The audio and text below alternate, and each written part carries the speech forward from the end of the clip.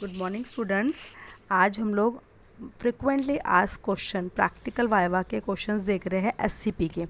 ठीक है, एससीपी जो है सब्जेक्ट है, इसके हम लोग कई सारे थियोरी प्रैक्टिकल्स के लेक्चर्स देख चुके हैं और इसके ऊपर हम लोग डिस्कशन भी कर चुके हैं। पर फ्रिक्वेंटली आस्क्ड क्वेश्चन एकदम सिंपल क्वेश्चंस है जो कि आपको पता रहना चाहिए। जैसे कि एससीपी जो सब्जेक्ट है, इसमें स्टरलाइजेशन एक बहुत इम्पॉर्टेंट पार्ट है। तो आज है ना, मैं स्टरलाइजेशन पर ही फोकस करते हुए उसके ऊपर जो क्वेश्चंस आते हैं उसको हम डिस्कस करने वाले हैं। स्टरलाइजेशन के समझने के लिए सबसे पहले आपको जो भी एक ट्री डायग्राम दिखाया जाएगा आपके प्रैक्टिकल मैनुअल में भी है। आप लोग अगर उसको वाइवा को सुनते समय, इन क्वेश्चंस को सुनते समय अगर बुक रेफ़र करना चाहते हैं तो आप उसको भी रेफ़र कर सकते हैं। ठीक है, तो सबसे पहले मैं आपको वो चार्ट बताना चाहूँगी और उसके ऊपर क्वेश्चंस बताना शुरू करते हैं।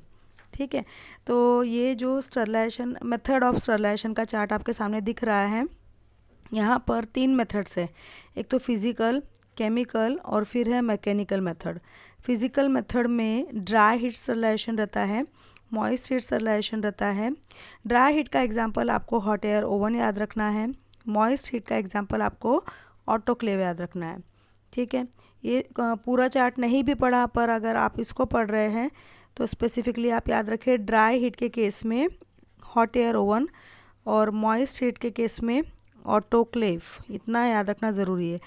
ठीक है, उसके अलावा फिर केमिकल मेथड्स में आप अगर ये चार्ट विजुलाइज नहीं हो रहा है तो आप अपने यूट्यूब वीडियो की क्वालिटी सेटिंग में जाकर बढ़ाइए, आपको ये चार्ट क्लियरली विजिबल हो जाएगा। उसके बाद मैं बता रही हूँ गैसियस स्टरलाइजेशन जो केमिकल मेथड का एग्जाम्पल है। उसके बाद है स्टरलाइजेशन बाय डिसइंफेक्टेंट। अभी आप लोग कई बार सैनिटाइज़र वगैरह इस्तेमाल कर रहे हैं, it is a type of disinfectant आप बोल सकते हैं। अल्कोहल बेस्ड रहते हैं वो सैनिटाइज़र्स, तो वो केमिकल मेथड में आते हैं। उसके अलावा फिर है मैकेनिकल मेथड, जिसमें आपको मेनली याद रखना है मेम्ब्रेन फ़िल्टर। ठीक है, अब ऑटोक्लेव की जब बात आ रही है, वापस से मैं मॉइस्ट हीट पर आऊँगी। वहाँ पर हमने जो ऑटोक्लेव डिस्कस किया था उसके बारे में आपको बताऊँगी। Autoclave is use to carry out steam sterilisation. ठीक है, ये मॉइस्ट हीट स्टरलाइजेशन का प्रकार है और इसमें जो किलिंग होता है बैक्टीरिया का, वो सैचुरेटेड स्टीम अंडर प्रेशर जो है कॉज करती है coagulation of cell proteins leading to destruction of the micro organism. Cell protein coagulate हो जाते हैं, माइक्रो ऑर्गेनिज्म का डिस्ट्रक्शन हो जाता है। इसके बाद ऑटोक्लेव में से कौन से आइटम्स है जिनको स्टरलाइजेशन किया जाता है, तो उसमें surgical instruments, glass wares, glass syringe, needle, surgical dressings, surgical clothes, plastic IV sets, rubber gloves, rubber tubings इसमें अच्छे से स्टरलाइज किए जा सकते हैं। कई बार स्टरलाइजेशन की टेक्निक को पता करने के लिए वहाँ पर फिजिकल इंडिकेटर्स भी रहते हैं, जैसे कि थर्मोकपल्स और पीरियोडिक लीक टेस्ट वगैरह करते हैं। केमिकल इंडिकेटर्स में विटनेस ट्यूब वगैरह भी ऑटोक्लेव में असेंबल रहती है। ओके, ये इंडिकेटर्स बताते हैं कि इतना टेम्परेचर वहाँ पर राइज हुआ है या नहीं। जैसे कि रेंजेस की बात मैं इसके पहले भी वीडियोस में बता चुकी हूँ। आपको कोई भी एक रेंज सिलेक्ट करनी है, जैसे कि होल्डिंग प्रेशर 15 LB के लिए अगर आप जा रहे हैं 15 LB पर इंच स्क्वायर, तो उसमें होल्डिंग टेम्परेचर 121 डिग्री सेल्सियस होना चाहिए और टाइम उसका 15 से 20 मिनट होना चाहिए। उसी तरीके से अगर 10 LB पर इंच स्क्वायर के लिए जा रहे हैं तो होल्डिंग टेम्परेचर 115 डिग्री सेल्सियस होना चाहिए और होल्डिंग टाइम 30 डिग्री सेल्सियस होना चाहिए। तो इस तरीके से टेम्परेचर रेंज को मेंटेन करते हुए आप स्टरलाइजेशन अचीव कर सकते हैं। नाउ ऑटोक्लेव का एक डिसएडवांटेज भी है कि कौन से आइटम्स उसमें स्टरलाइज नहीं हो सकते हैं। तो उसमें oil, fats, ointments, powder, oily injections sterilise नहीं कर सकते हम। क्यों? क्योंकि ये मॉइस्ट स्टीम स्टरलाइजेशन है। अगर हमने ऑयल को इसके साथ में रख दिया स्टरलाइजेशन के लिए तो वहाँ पे कंटैमिनेशन वाटर वेपर के साथ में हो जाएगा, इसीलिए ये इसके लिए फेवरेबल मेथड नहीं है। ठीक है, नाउ नेक्स्ट आपको बताने जा रही हूँ मैं ड्राई हीट स्टरलाइजेशन का। हमारे इसमें चार्ट में एक ही एग्जांपल हमको पढ़ना है, hot air oven. Hot air oven इसका मतलब याद रखना है ड्राई हीट मेथड्स। ठीक है, इसमें आपको कौन से आइटम्स सबसे, इसमें याद रखना है कि मैकेनिज़्म क्या है, कैसे ये किलिंग करता है। तो इसमें याद रखना है ये dry heat kills the micro organism by oxidation of cell protein. बहुत इंपॉर्टेंट लाइन है, ऑक्सीडेशन ऑफ सेल प्रोटीन हो जाता है जिस वजह से killing of micro organism achieve किया जाता है इसमें। It is generally used for the sterilization of fats, oil, powder, surgical instruments, glassware, hospital, um, glass syringes, needles, surgical catgut, sutures, and other heat stable substance can be easily sterilized in hot air oven. Okay, now disadvantage मतलब इसमें कौन से items नहीं हम कर सकते हैं, तो उसमें याद रखना थर्मोलेबाइल जो हीट सेंसिटिव सब्सटेंस है उनको स्टरलाइज नहीं कर सकते क्योंकि वो डिस्ट्रॉय हो जाएंगे, क्योंकि एक्सेसिव हीट यहाँ पर रहती है ना। उसकी रेंज आपको बता देती हूँ, उसकी रेंज है, दो रेंजेस आपको मेनली बताई गई है। होल्डिंग टेम्परेचर है 160 degree Celsius for 2 hour, I repeat 160 degree Celsius for 2 hour and 170 degree Celsius for 1 hour.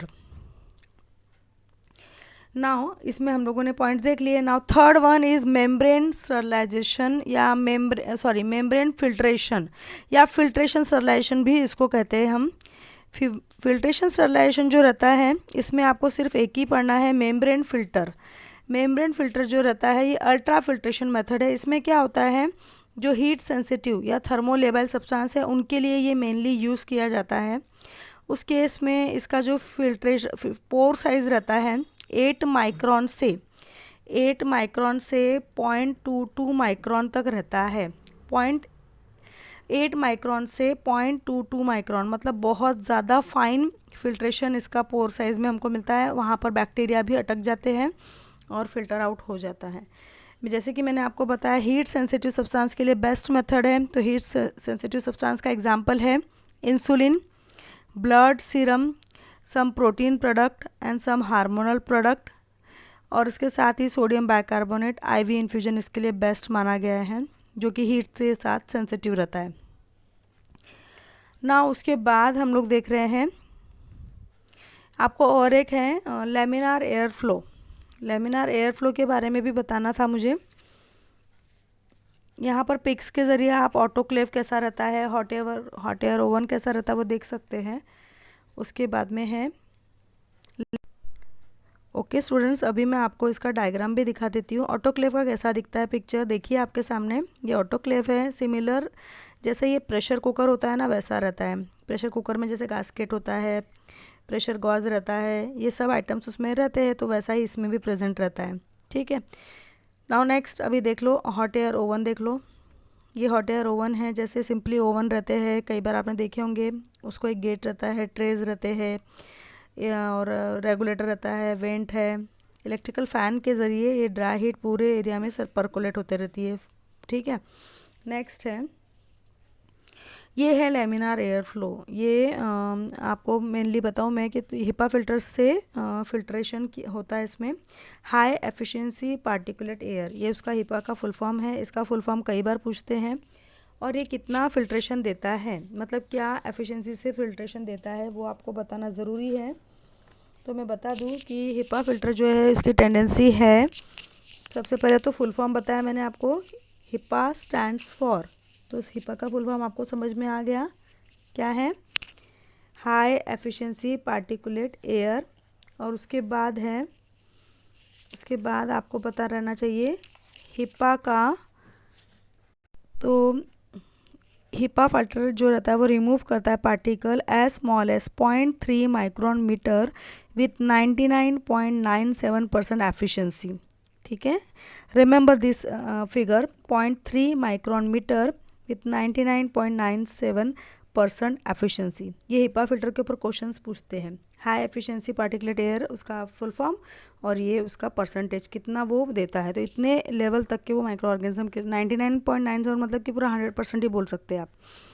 ठीक है, नेक्स्ट आपको मैं बताने जा रही हूँ सर्जिकल इंस्ट्रूमेंट के बारे में। सर्जिकल इंस्ट्रूमेंट्स भी एससीपी के प्रैक्टिकल्स में इंक्लूड रहते हैं। आपके सामने पिक दिख रही है, कई सारे सर्जिकल इंस्ट्रूमेंट्स यहाँ पर दिखाई दे रहे हैं। स्ट्रेट ब्लंट सीजर दिख रही है, स्ट्रेट पॉइंटेड सीजर दिख रही है, Lister bandage cutting scissor, length tooth tissue forcep medium size hemostatic forceps, ये सभी सर्जिकल इंस्ट्रूमेंट्स है। इन सभी को हम ऑटोक्लेव में बेटर तरीके से स्टरलाइज कर सकते हैं।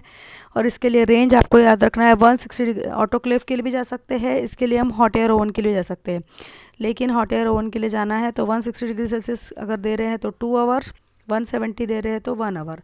इस तरीके से इसको आप बेस्ट तरीके से स्टरलाइज कर सकते हैं। नाउ नेक्स्ट आपको मैं बताने जा रही हूँ ग्लासवेयर्स के बारे में। सर्जिकल इंस्ट्रूमेंट्स हो गया, अभी हॉस्पिटल फैब्रिक्स और हॉस्पिटल ड्रेसिंग के बारे में बताने जा रही हूँ।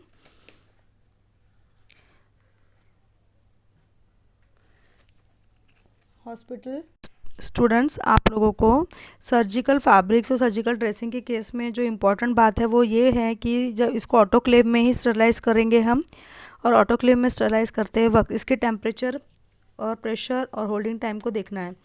ठीक है, तो प्रेशर रहेगा 10 LB पर स्क्वायर इंच, 10 LB इंच। तो इसके लिए होल्डिंग प्रेशर रहता है 10 LB पर स्क्वायर इंच। होल्डिंग टाइम रहता है 110 डिग्री सेल्सियस। टेम्परेचर रहेगा 11 डिग्री सेल्सियस और होल्डिंग टाइम 45 मिनट्स रहेगा। तो ये स्पेशल टाइप की ऑटोक्लेव की रेंज है जो सर्जिकल फैब्रिक्स या हॉस्पिटल फैब्रिक्स के लिए स्पेसिफिकली फॉलो की जाती है। इसमें आपको ये क्वेश्चन वाइवा के लिए पूछा जा सकता है। Now similar with the case with surgical dressings. Surgical dressing में ड्रेसिंग मेटल ड्रम करके एक इंस्ट्रूमेंट रहता है और उस इंस्ट्रूमेंट में हमको हमारे सर्जिकल आइटम्स रख देने पड़ते हैं। होल्डिंग प्रेशर है 30 LB पर inch square and holding time is 134 degree Celsius. Holding time है इसका 3 minutes, only 3 minutes for this and items to be sterilized in this autoclave. autoclave में sterilization आराम से हो जाएगा, लेकिन आपको ये रेंज याद रखनी है ना। रबर ट्यूबिंग के बारे में भी क्वेश्चन आता है। रबर ट्यूबिंग्स जो रहते हैं, ग्लासवेयर जो आइटम्स है उसके लिए हम हॉट एयर ओवन और ऑटोक्लेव दोनों को इस्तेमाल करते हैं। उसके लिए भी स्पेसिफिक आप लोग जो हमेशा रेगुलर वाली रेंज है 15 LB पर inch square, 121 degree Celsius for 20 minutes autoclave के लिए जाएंगे तो, और होल्डिंग टाइम में 170 डिग्री सेल्सियस फॉर 1 आवर, उसके लिए आप बेसिकली जा सकते हैं। पिपेट, फनल और needle, syringe, glass syringe, beaker, ये उसके एग्जाम्पल्स हैं जिसको बेस्ट तरीके से आप स्टरलाइज कर सकते हैं by both the methods. Now rubber tubing के बारे में बता देती हूँ। रबर ट्यूबिंग के लिए स्पेसिफिकली और सिर्फ आपको ऑटोक्लेव के लिए ही जाना है, क्योंकि ये रबर का मटेरियल है। इसको अगर आपने हॉट एयर ओवन में रख दिया तो ये मेल्ट हो जाएगा। Rubber gloves, Ryle's tube, Foley's catheter, plain catheter, इन सभी को आपने हमारी ऑटोक्लेव की रेगुलर रेंज 15 LB पर inch square, holding temperature 121 degree Celsius, holding time 20 minutes के लिए ही जाना है। रील्स ट्यूब जो है ये न्यूट्रिशन प्रोवाइड करने के लिए, पॉइजन का रिमूवल करने के लिए यूज़ किया जाता है। रबर ग्लोव्स जो है आपको पता ही है कि वो हमेशा सर्जरी अगर परफॉर्म कर रहे हैं तो हाथ में पहनते हैं उसको फिजिशियंस वगैरह, तो इसीलिए उसको स्टरलाइजेशन के टाइम पे आपको उसमें टैकीनेस एक बताया गया है कि वो स्टिकिंग कितना होता है, उसकी प्रॉपर्टी को टैकीनेस कहा जाता है। इसीलिए उसके स्टिकीनेस को रोकने के लिए आप उसमें लुब्रिकेटिंग पाउडर का इस्तेमाल करते हैं। ठीक है, ओके। तो अभी आप लोगों ने स्टरलाइजेशन से रिलेटेड जो बेसिकली और फ्रिक्वेंटली आस्क्ड क्वेश्चन देख लिए। Now this second part of our video, जिसमें मैं आपको वाटर फॉर इंजेक्शन और उसके बारे में मैं आपको बताऊंगी। तो उसमें प्रिपरेशन बताने वाली हूँ, इवैल्यूएशन, और उसके बाद में लास्ट उसका पायरोजन का टेस्टिंग के बारे में हम डिस्कशन करने वाले हैं। वाटर फॉर इंजेक्शन जो रहता है ये सिंपल डिस्टिलेशन की असेंबली से बनाया जाता है। आपके सामने डिस्टिलेशन की असेंबली दिख रही है। ठीक है। डिस्टिलेशन के असेंबली क्या होता है, वाटर बॉयल होता है बर्नर के ज़रिए, वेपर्स कलेक्ट होते हैं कंडेंसर में जाकर, वो वेपर्स कलेक्ट होते हुए आपको डिस्टिल वाटर फॉर इंजेक्शन मिल जाता है।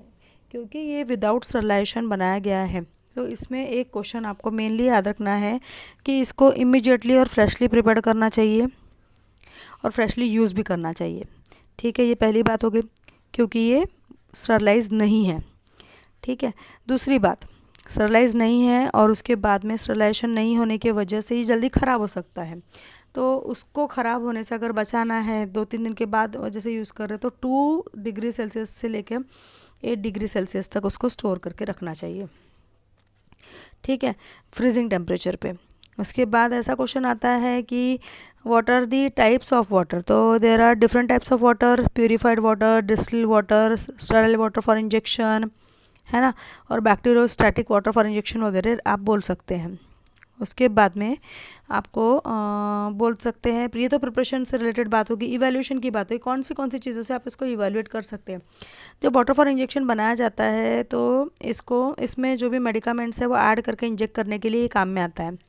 इसमें हम एसिडिटी चेक कर सकते हैं, अल्कलिनिटी चेक कर सकते हैं, test for ammonium chloride test, test for calcium and magnesium, test for nitrate, test for heavy metals, test for sulphate और test for oxidisable substance, residue on evaporation. ये सब उसके पैरामीटर्स हैं जो वाटर फॉर इंजेक्शन के लिए check कर सकते हैं। इसके अलावा एक लास्ट और बहुत इंपॉर्टेंट है जो इसमें चेक किया जाना चाहिए, उसका नाम है पायरोजन टेस्ट। पायरोजन टेस्ट जो है वो बहुत ही इंपॉर्टेंट टेस्ट है। ये क्या है, पायरोजन्स क्या है, these are the metabolic waste product secreted by the micro organism. Micro organism जिस भी कंपाउंड में रहेंगे उसमें वो अपने वेस्ट प्रोडक्ट सिक्रेट आउट करते हैं जो कि वहाँ पर नहीं होने चाहिए। तो उसको टेस्ट करने के लिए जो टेस्ट करते हैं, that test is called as, 2 type के टेस्ट है, शाम्स एंड लाल टेस्ट। ठीक है, शाम टेस्ट जो है ना रैबिट के मदद से होती है। रैबिट क्यों चूज़ करते हैं ये मैंने इसके पहले भी वीडियोस में बताया है। लाल टेस्ट मतलब क्या है, तो ल्यूमुलस एम्ब्यूसाइड लाइजेट टेस्ट, उसमें हम हॉर्शू क्रैब का सेल लाइजेट यूज़ करते हैं और टर्बिडिटी को हम चेक करते हैं। तो ये हुआ उसका शॉर्ट में इवैल्यूएशन का पार्ट। प्रिपरेशन आपको बता दिया, डिस्टिलेशन के ज़रिए प्रिपेयर होता है। इवैल्यूएशन आपको बता दिया, एसिडिटी, अल्कलिनिटी, कैल्शियम, मैग्नीशियम ये सब चेक करते हैं, अमोनियम आयन वगैरह चेक करते हैं। और प्रिलिमिनरी टेस्ट मतलब पायरोजन टेस्ट भी आपको शॉर्ट में मैंने बता दिया कि रैबिट क्यों यूज़ करते हैं, और पायरोजन टेस्टिंग हमने इसके पहले भी देख चुके हैं। इसके अलावा isotonic solution, hypotonic solution, hypotonic solution और पैराटोनिक सोल्यूशन भी पूछते हैं। आइसोटोनिक सोल्यूशन मतलब ऐसे सोल्यूशन जिनका जो भी ब्लड प्लाज्मा से ऑस्मोटिक प्रेशर सेम होता है। हाइपो मतलब ब्लड प्लाज्मा से कम, हाइपर मतलब ब्लड प्लाज्मा से ज़्यादा, और पैराटोनिक मतलब दोनों का, ब्लड प्लाज्मा का और हमारे सॉल्यूशंस का जब डिफरेंट होता है, that is called as paratonic.